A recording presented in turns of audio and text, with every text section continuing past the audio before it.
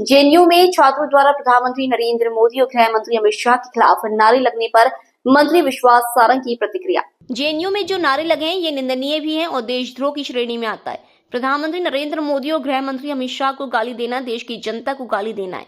देश को तोड़ने वाली ताकतें लगातार इस देश में अनर्गल बातें करती आई है। इसकी शुरुआत और यह मानसिकता राहुल गांधी के विदेशी दौरे से आती है।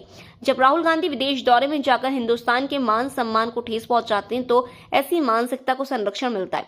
विपक्ष के नेता आतंकवाद को संरक्षण देने का काम करते आए। शिक्षण संस्थान में देशद्रोही और संविधान के खिलाफ बातें होना आपत्तिजनक है। भारत में रहने वाला देशभक्त नागरिक इन सब बातों को स्वीकार नहीं करता है।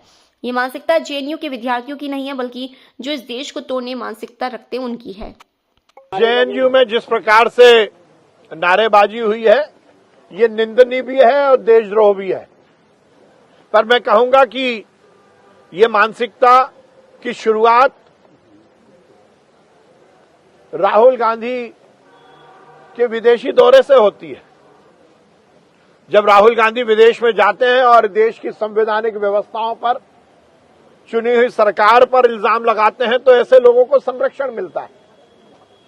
विपक्ष के नेता जब देश की सेनाओं पर प्रश्न चिन्ह लगाते हैं, विपक्ष के नेता इस देश में आतंकवाद को संरक्षण देने की बात करते हैं, तुष्टीकरण की राजनीति के कारण इस देश को तोड़ने और समाप्त करने की कोशिश जैसे बयान देते हैं, चुनावी व्यवस्था पर प्रश्न चिन्ह लगाते हैं, चुनाव आयोग की निष्पक्षता पर प्रश्न चिन्ह लगाकर पूरी दुनिया में जब हिंदुस्तान को बदनाम करने की कोशिश करते हैं तो ऐसी मानसिकता को संरक्षण मिलता है।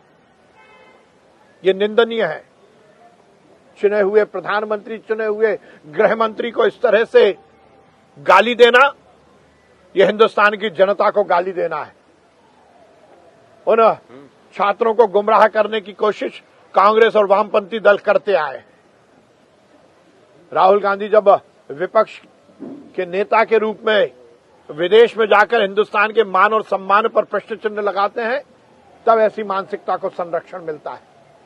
यह आपत्तिजनक है, देशद्रोह है।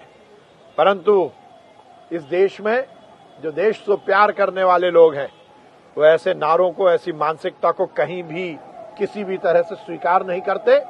निश्चित रूप से यह आपत्तिजनक भी है और देशद्रोह भी है।